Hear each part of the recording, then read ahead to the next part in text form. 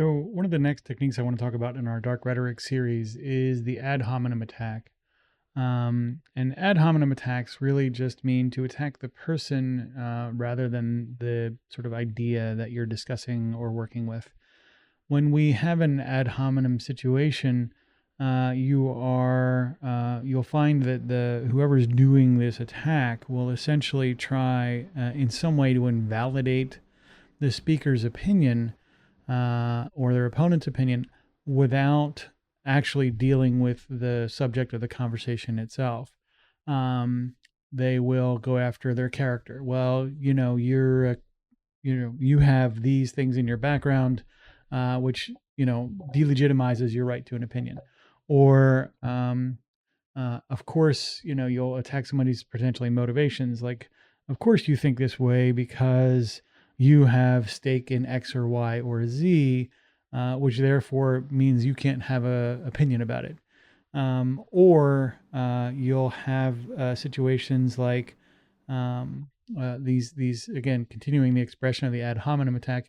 You'll have things like guilt by association. So it's like, well, you're part of that group, so of course you're going to have an invalid opinion because everyone in that group has that opinion.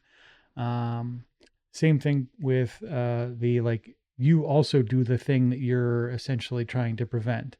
So, for example, you avoid paying taxes. Therefore, talking about increasing taxes, is something that you're trying to get rid of as well or eliminate as well. So whatever that sort of ad hominem attack looks like, it's always a personal attack of some sort, and it's against the individual making the sort of point in the conversation. And this is a really difficult to see sometimes because, again, it seems like a rational argument on its surface. It seems like, of course, you're not going to take, stock advice from your barista at the coffee shop. However, they're still allowed to have an opinion. They still are allowed to have expertise, perhaps that they may not, you may not be aware of. You're not following them around every day, so you don't know what they do. When you find that these kind of ad hominem attacks emerge, understand that the intent is to delegitimize and remove power from other people in the conversation. It is a type of the gatekeeping where you're not allowed to have access to the argument because you don't qualify in some capacity, either moral or emotional or what have you.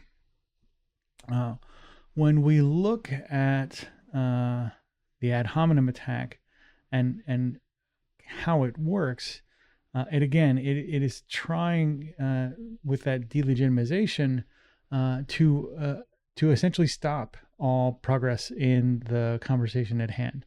It's to remove or eliminate any additional conversation into a space that may surface the kind of content that is difficult or emotionally sensitive, or in some ways they might be protecting this from scrutiny or from evaluation. You'll often find that the people that employ ad hominem attacks will also be essentially projecting their own behavior onto other people in that process. And so every accusation becomes a confession in a way. So as you go through the ad hominem attacks, be mindful that the way to counter them is to not try and respond in the language of those attacks. It is to perpetually redirect to the issue at hand. The moment you respond and kind of try and satisfy those conditions, again, you have the moving goalpost situations, which is kind of forever.